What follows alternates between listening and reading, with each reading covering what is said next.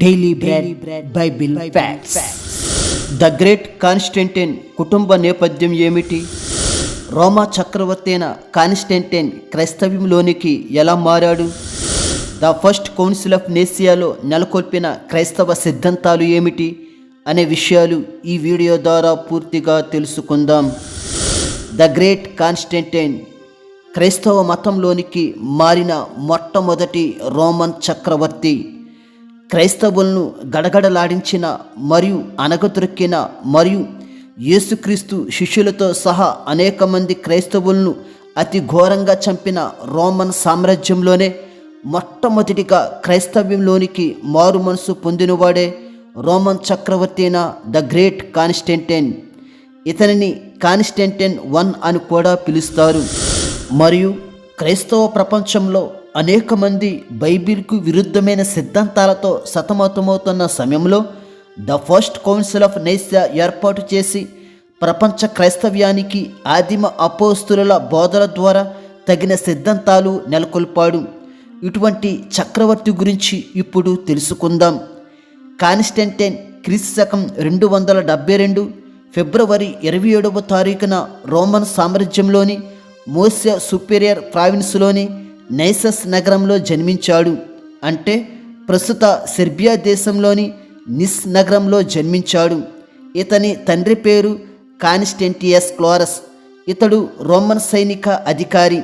ఇతని తల్లి పేరు హెలేనా. ఇప్పుడు కాన్స్టంటైన్ రోమన్ చక్రవర్తి ఎలా అయ్యాడో తెలుసుకుందాం. ముందుగా రోమా చక్రవర్తులైన డయోక్లోటియన్ మరియు గలేరియస్ చక్రవర్తుల క్రింద విశిష్టతతో కాన్స్టంటైన్ పనిచేశాడు. అందులో భాగంగా తూర్పు ప్రావిన్సులోని పర్షియన్లకు వ్యతిరేకంగా ప్రచారం చేయడం ద్వారా నాయకత్వ లక్షణాలను పొందుకున్నాడు.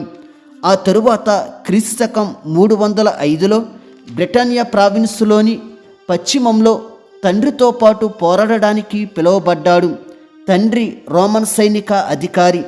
ఆ తరువాత క్రీస్తు 306లో తండ్రి మరణం తర్వాత ఎబోరాకం వద్ద అనగా ఇంగ్లాండ్ దేశంలోని సైన్యం కాన్స్టంటైన్ను చక్రవర్తిగా ప్రకటించింది. అయితే అప్పట్లో రోమన్ సామ్రాజ్యానికి మరొక 2 చక్రవర్తులు కూడా ఉన్నారు. వారి పేర్లు మాక్సెంటియస్ మరియు విసినియస్.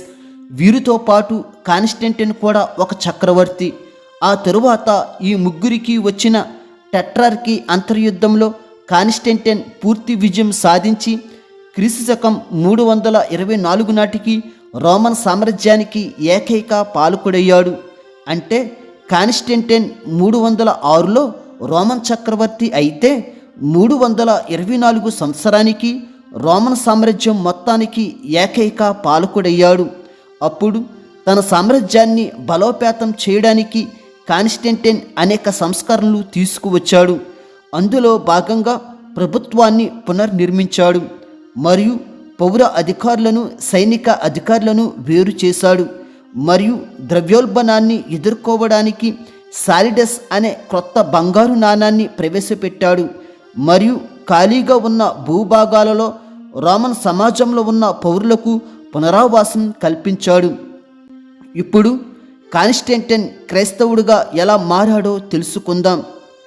కాన్స్టంటైన్ మొదటి నుంచి సూర్యదేవుణ్ణి మరియు రోమన్ బహుళ దేవతలను పూజించేవాడు. తన తండ్రి బహుళ దేవతలను ఆరాధించడం వల్ల యుద్ధాలలో విజయం సాధించేవాడని నమ్మేవాడు.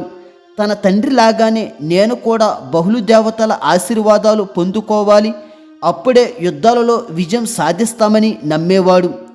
ఒక రోజున మాక్సెంటియస్ అనే శత్రువుల మీద విజయం పొందడం కోసం బహుళ దేవుళ్ళ వైపు చూశాడు. తన తండ్రిలా వారి మీద విజయం సాధించాలి అనుకున్నాడు. ఆ సమయంలోనే కాన్స్టంటైన్ ఆకాశంలో శిలువ దర్శనం పొందాడు. ఆ దర్శనంలో శిలువ ఆకారంతో పోలిన గుర్తు ద్వారా మీరు శత్రువులను జయిస్తారని దర్శనం పొందాడు. ఆ గుర్తును చిరో అంటారు. చి మరియు రో అక్షరాలు గ్రీకు అక్షరాలు. దీని అర్థం క్రీస్తు అని అర్థం. అలాగే ఈ గుర్తును క్రిస్టోగ్రామ్ అని కూడా పిలుస్తారు. అప్పుడు కాన్స్టంటైన్ యుద్ధంలో రక్షణగా ఈ గుర్తును ఉపయోగించమని సైన్యానికి ఆదేశించాడు. అప్పుడు రక్షణ కవచాలపై మరియు శిరస్త్రాణాలపై చిరోగుర్తును ఉపయోగించి శత్రువుల మీద యుద్ధానికి వెళ్ళగా ఆ యుద్ధంలో కాన్స్టంటైన్ విజయం సాధించాడు. అప్పటి నుంచి ఈ గుర్తు ఆదరణ పొందింది. సైన్యంలోనే కాకుండా అప్పటి నుంచి నిత్యావసర వస్తువుల మీద కూడా ఈ గుర్తును ఉపయోగించడం ప్రారంభించారు.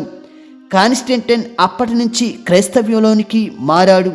అనగా క్రీస్తకం 312 నుంచి క్రీస్తును నిజరక్షకుడిగా అంగీకరించి వారి దేవతల విగ్రహాలను విడిచిపెట్టాడు. అప్పటి నుంచి రోమన్ సామ్రాజ్యంలో ఉన్న పౌరులకు మీకు ఇష్టమైన దేవుళ్లను పూజించుకోవచ్చని ప్రకటించాడు.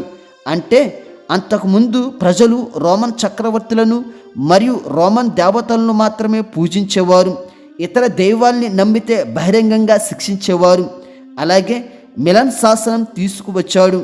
మిలన్ శాసనం అనగా క్రైస్తవుల పౌర హక్కులను సంరక్షించడం.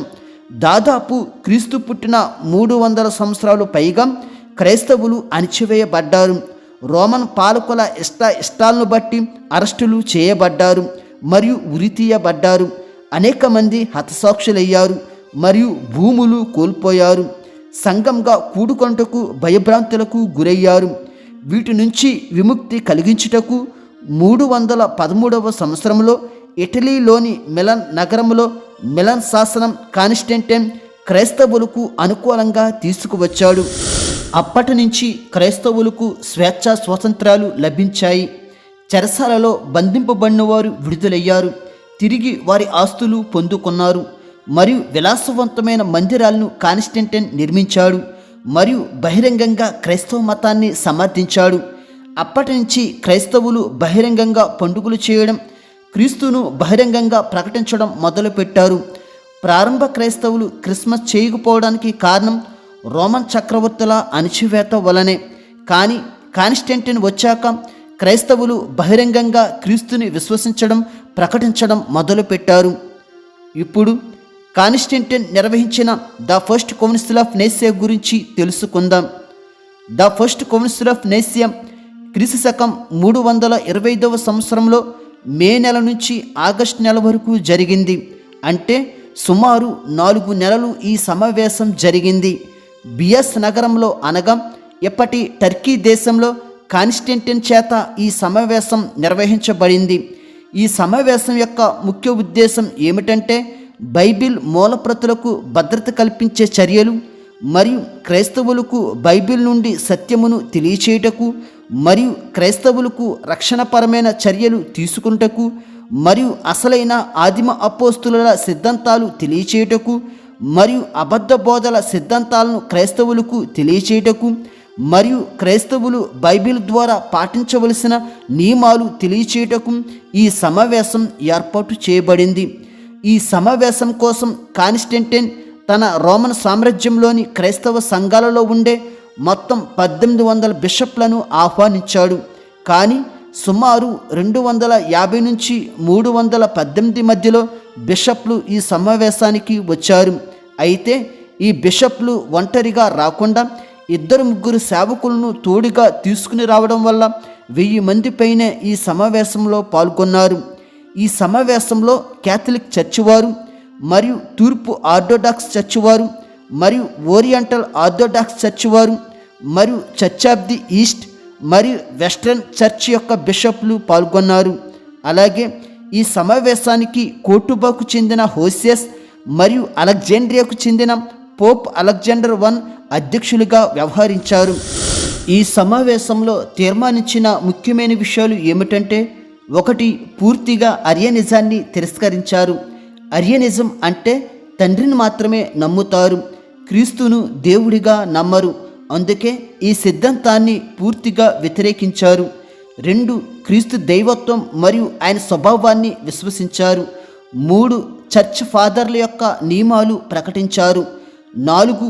ఈస్టర్ పండుగ రోజును నిర్ణయించారు. 5. సబ్బాతు దినం కాదని ఆదివారమును ఆదిమ అపోస్తుల సిద్ధాంతంగా పరిగణించారు. 6. బాప్తిస్మ నియమాలు తెలియజేశారు. 7. పస్కా పండుగ గురించి. 8. తప్పిపోయిన క్రైస్తవులను పునరుద్ధరించడం గురించి. 9. మత విశ్వాసుల గురించి. 10. జెరూసలేం యొక్క వీక్షణకు గౌరవస్థానం కల్పించుట. ఇలా తదితర అంశాలు చర్చించి ఏకాభిప్రాయానికి వచ్చి ఈ సమావేశంలో ఆమోదం తెలిపారు. ఈ విధంగా కాన్స్టంటైన్ క్రైస్తవుల పట్ల ఎనలేని కృషి చేశాడు. అలాగే కాన్స్టంటైన్ 2 భార్యలను కలిగి ఉన్నాడు. ఒకరు మినర్వీనా, మరొకరు పౌష్ట్య. వీరి ద్వారా సంతానం కలిగి ఉన్నాడు. వీరి పేర్లు కాన్స్టంటైన్ 2, కాన్స్టెంటియస్ 2, కాన్స్టాన్స్ 1. ఆఖరిగా క్రీస్తు శకం 337 మే 22న రోమన్ సామ్రాజ్యంలోని అకిరన్ అనే ప్రాంతంలో టర్కీ దేశంలో తన 65వ ఏట కాన్స్టంటైన్ మరణించాడు. ఈ వీడియో మీకు ఆశీర్వాదకరంగా ఉన్నట్లయితే లైక్ చేసి సబ్స్క్రైబ్ చేసుకోవడం మర్చిపోవద్దు. దేవుడు మిమ్ములను మీ కుటుంబములను దీవించునుగాక.